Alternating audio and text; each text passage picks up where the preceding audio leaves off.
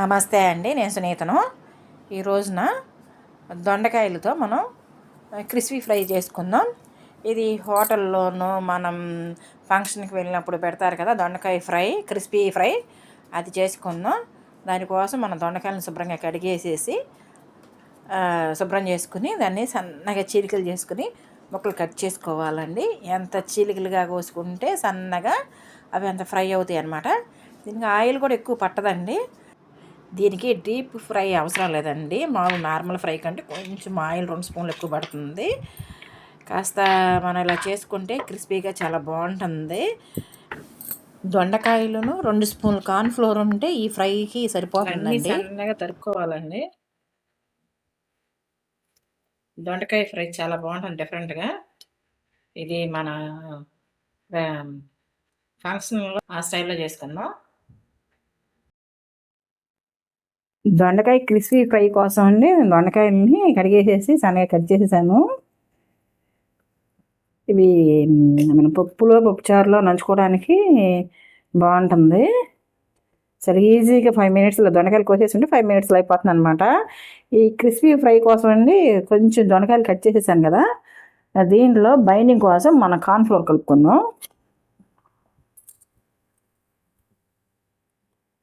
సుమారు పట్టినంత వేసుకోవచ్చు.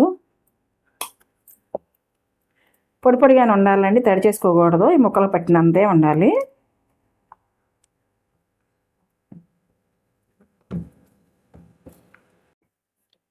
సరిపోలేదండి, బైండింగ్ కోసం కొంచెం పడుతుంది, చూసుకుని వేసుకోవాలి. 1.5 పడుతుంది ఏమో ఈజీగా, అంతకంటే ఎక్కువ పట్టదు. సాల్ట్ కూడా వేయకూడదండి ఫస్టే. సాల్ట్ వేస్తే నీరు వచ్చి తొందరగా ఏగవన్నమాట. ఇదిగోండి, తడి లేకుండా మామూలుగా కలుపుకోవాలన్నమాట. ముక్కలకున్న తడితో సరిపోతుంది క్రిస్పీ ఫ్రై కోసం. ఈ పూర్తిగా కలిసిపోయింది కార్న్ఫ్లోర్ అంతా, ఇంకేం వేసుకోక్కర్లేదండి. ఇప్పుడు మనం కూరకు సరిపడా ఆయిల్ పెట్టుకుని వేపుకుందాం. దాంట్లో పల్లీలు వేసుకుందాం, కాస్త కొత్తిమీర, కాస్త కరివేపాకు, 2 పచ్చిమిర్చి కట్ చేసి వేసుకుందాం. తొలగించండి. పాన్ పెట్టి పాన్లో కాస్త నూనె వేసాను.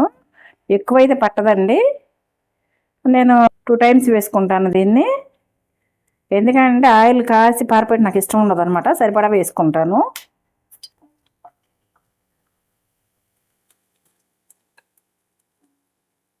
టూ టైమ్స్ వేపుకుందాం. ఇవి సన్నగా వేయాలండి, సన్నసగం మీద. ఇవి సెకండ్ టైం వేపుకుందాం. మధ్య మధ్యలో కలుపుకోవాలండి, లేకపోతే అడుగంటుతుంది, పిండి వేసాం కదా. మీడియం ఫ్లేమ్లో పెట్టుకుని వేపుకుంటే క్రిస్పీగా అవుతాయండి. సగం వేగిపోయినాయి.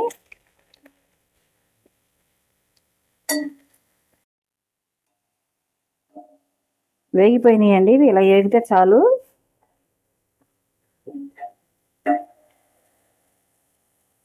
ఈ వాయి తీసేసుకుని ఆ వాయి వేసేసుకుందాం.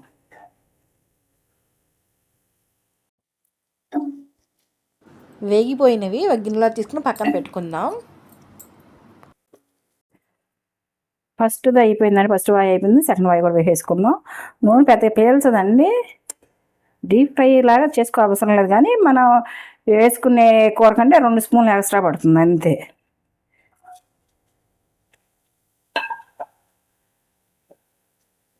ఇవి కూడా వేపేసుకుందాం. మూత పెట్టకూడదండి, మూత పెట్టకూడదు, సాల్ట్ వేయకూడదు ముందే, క్రిస్పీగా ఉండాలంటే. ఈ సెకండ్ వాయిని కూడా అనండి ఇలా కలుపుకుంటూ ఉండాలి, అడుగంటకుండా.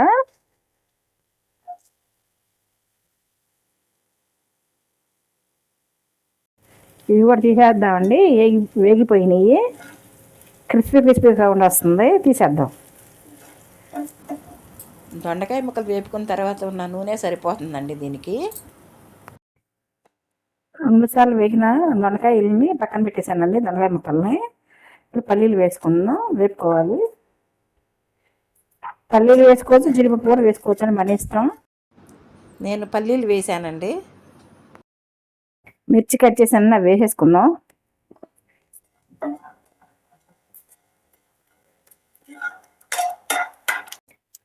కాస్త ఆవాలండి, కాస్త జీలకర్ర వేపుకోవాలి. తాలింపు అంతా వేగిపోయిందండి. ఇప్పుడు కరివేపాకు వేసేసుకుందాం.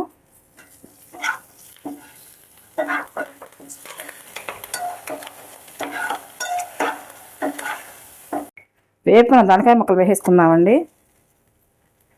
కూరగా సరిపడా సాల్ట్ వేసుకుని ఫ్రై చేసేసుకుందాం.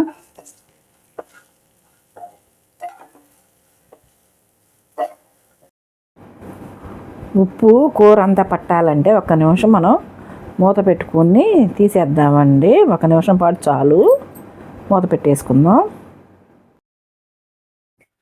ఒక్క నిమిషం ఈ లిడ్ పెట్టేసి తీసేయచ్చండి. అది ఎందుకని ఈ చెమ్మకి సాల్ట్ అంతా అబ్జర్వ్ చేసుకుంటుంది కూర. ఒక్క నిమిషమే చాలు, 1-2 మినిట్స్ అయితే చాలు. ఎక్కువసేపు పెడితే మళ్ళీ కూర మెత్తబడిపోతుంది అన్నమాట. వేపుకుందాం.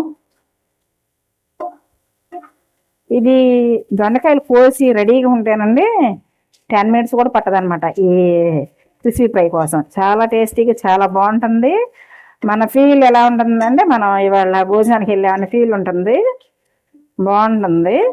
ఈ 5 మినిట్స్లో కూర హడావిడిగా చేసేస్తే చాలా టేస్టీగా ఉంటుంది అసలు. కారం వేసుకుందాం అండి, చూసి వేసుకుందాం. ఇదే పచ్చిమిర్చి కట్ చేసి వేసాం కదా, కూర ఘాటుగా ఉంటుంది, అందుకే మన కారం కొంచెం తక్కువే వేసుకోవాలి ఈ వేపుడికి.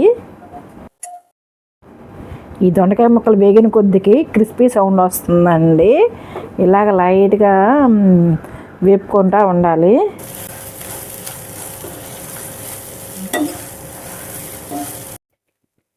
ఈ టేస్ట్ బాగుండాలంటేనండి మనం ఒక స్పూను ధనియాల పొడి వేసుకుందాం. ఫ్లేవర్ బాగుంటుంది అన్నమాట. ఏ వేపుల్లో అయినా సరే ఈ ధనియాల పొడి వేసుకుంటే టేస్ట్ అద్భుతం. ఇంకొంచెం వేపేసుకుని కొత్తిమీర వేసేసుకుందాం. కొత్తిమీర వేసేసుకుందామండి.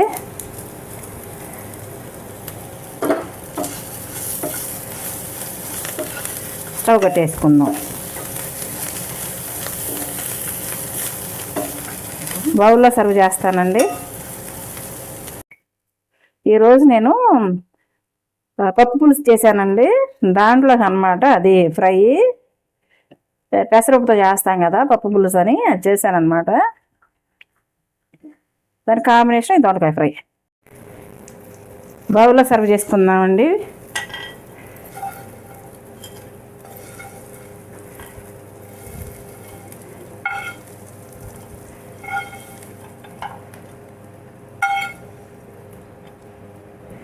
ఈ ఫ్రై కోసం అన్ని ముక్కలు ఇలాగే కట్ చేసుకోవాలి పొడవుగా. ఎంత టేస్టీగా ఉండే దొండకాయ క్రిస్పీ ఫ్రై అంటే రెడీ అయిందండి. మీరు కూడా ట్రై చేయండి, ఇది చాలా బాగుంటుంది. ఉంటానండి, బాయ్.